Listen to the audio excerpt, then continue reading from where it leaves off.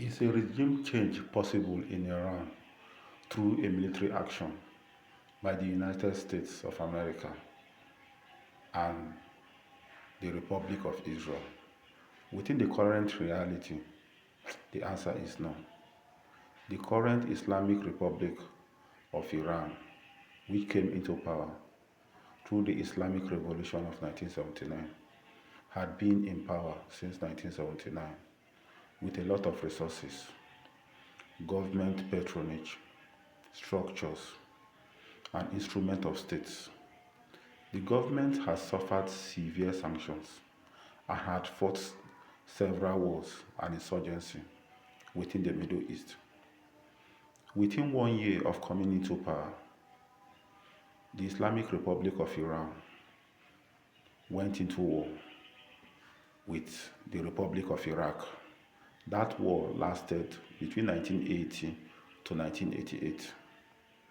Iraq was assisted by some global powers, a few global powers like the United States, with heavy weapons and infrastructure with support services, including intelligence.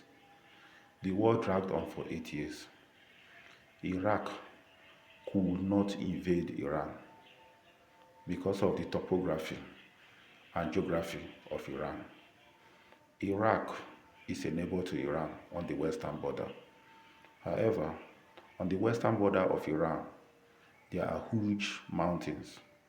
When Iraq tried to invade Iran, the mountainous area that lies across the entire western border to the Iraq, to western border of Iran and Iraq, could not allow massive deployments of tanks and other support weapons. So it was a stalemate until the war ended in 1988. Apart from that, Iran has suffered severe sanctions and has been able to create an alternative in order to survive. Iran was removed from the SWIFT system, which severely affected its economy. Iran was able to create alternative routes of selling its crude oil through shadow fleets with India and China, using trade by barter or exchange between goods or infrastructure for crude oil with China, and has survived. Apart from that, Iran has developed local technology in order to manufacture medium and short-term ballistic missiles. Iran had also developed the technology to develop nuclear facility which can progress to a nuclear weapon. Now, after the war is entering its second week, after the bombardment and decapitation of some of the key officials, Iran has refused to fall. Iran has refused to install a puppet government. Iran has been very resistant to the bombardment from one of the superpowers of the world. Iran has been able to carry out strategic airstrike, collapsing the petroleum economy of the world. With the way the war is going, between the next 7 to 14 days, most of the Arab states of Bahrain, Qatar, United Arab Emirates, Saudi Arabia, the storage facilities they have for crude oil can only pump crude oil for 7 to 14 days. If the war goes beyond 7 to 14 days, it automatically means there will be nowhere to store crude oil, which automatically means all the oil fields in these OPEC oil-rich countries will be shut. With the closure of the Strait of Hormuz, it automatically means oil and gas price will escalate. As the war progresses, Iran was able to destroy key oil. Presently, Iran has attacked refineries in Saudi Arabia, liquefied natural gas facility in Qatar, also strategic oil facilities in Bahrain, Saudi Arabia, and United Arab Emirates. If this war goes beyond the next 1 month, it automatically means substantial part of the energy requirement of the world that is required for transportation, logistics, and the economy will be paralyzed. However, the demand remains the same. While the supply has shrunk, it will escalate price surge and hyperinflation.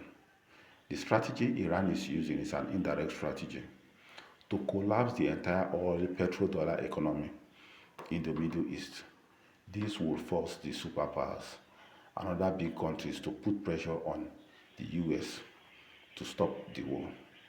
But on the issue of regime change, I don't think that is possible. The other option is with the US Congress having learned a bitter lesson from Iraq and Afghanistan, will the US Congress approve a full invasion of Iran with the United States military? The answer is no. If we critically look at the total number of the military capability of the United States, even if the US is able to deploy its entire armed forces, they will not be able to cover the area and territory of Iran. Iran is a very huge country in landmass. In landmass. So therefore, will the NATO allies, that is the North Atlantic Treaty Organizations of the United States, come into the war? Presently, the major players in NATO, they have diplomatically and tactically declined to get involved in the war, and they cannot activate Article 5 of the NATO treaty. The Article 5 of NATO treaty simply means if you attack any NATO member, the other members will mobilize and come for war. But presently, England has declined.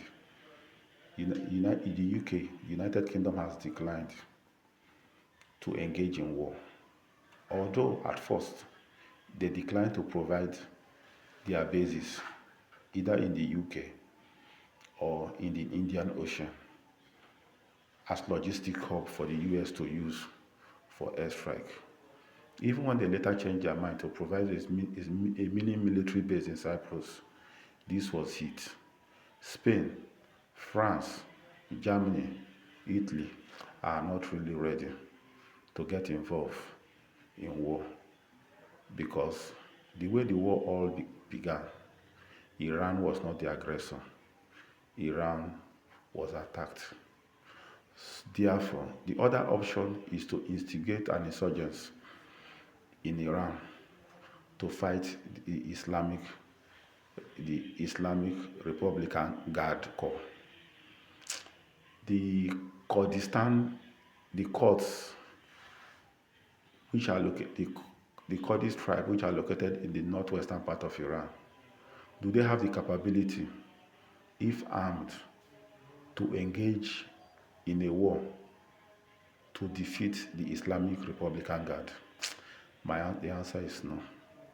So therefore, we are in a stalemate.